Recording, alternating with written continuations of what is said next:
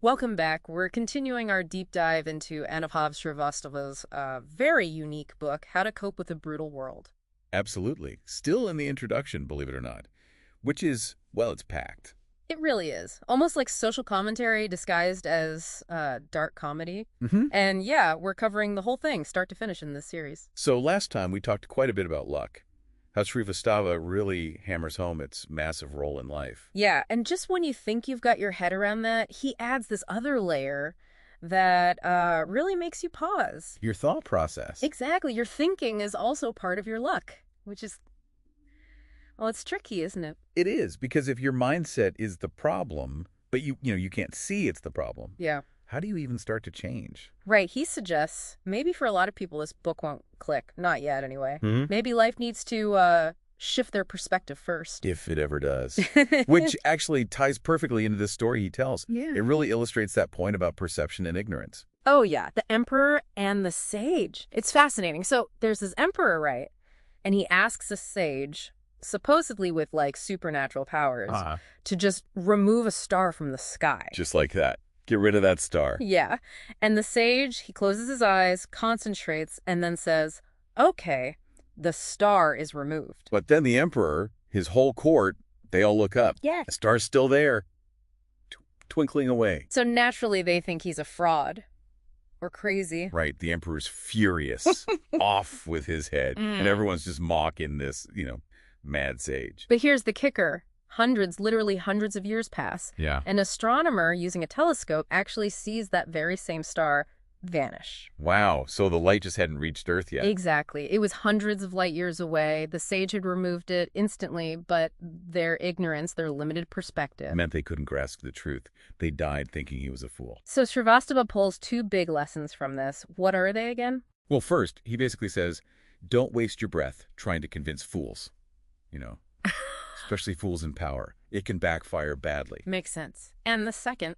That the majority can be so deeply stuck in their own ignorance, so brainwashed, that reality might take centuries to actually sink in for them. Oof, that's heavy. So, okay, what does that mean for you, listening right now?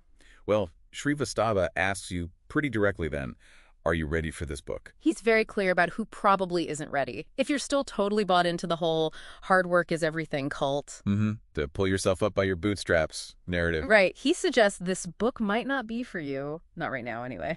But he says his real reader, the person this is for, is someone who's just tired. Tired of the nonsense. Yeah, tired of the nonsense the world feeds you. Someone feeling like tremendous pain, agony, and disillusionment. Because the standard scripts, the conventional wisdom, it just hasn't worked for them. It's caused pain. Exactly. And for that person who's desperately looking for something new, something that rejects all that useless advice.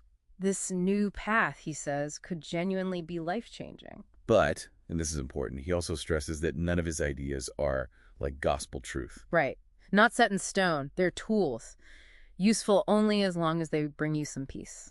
If your own experience or new evidence shows something different, you're totally free to just discard his ideas. He uses that great analogy, the desert mirage. Oh, yeah. See what looks like a lake. You get there. It's clearly not water. You don't stubbornly insist it is a lake. No, you accept it's a mirage, and you move on.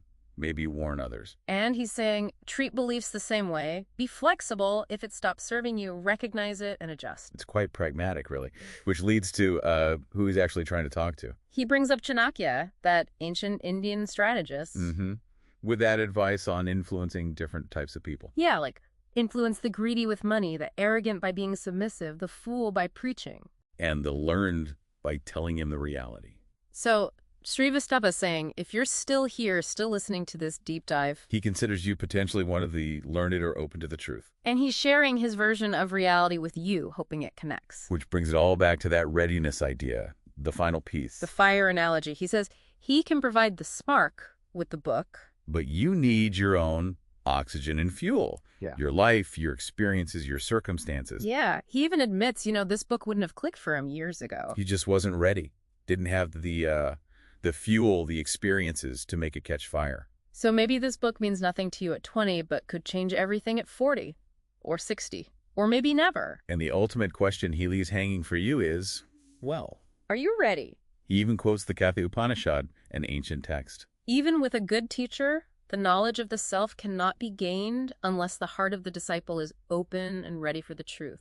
Hence, both the teacher and taught must be wonderful, meaning the message needs the right messenger, but also the right receiver at the right time. Wow. Quite a way to wrap up an introduction. It definitely leaves you thinking. It really does. And honestly, I'm genuinely excited to get into the main chapters now. Me too.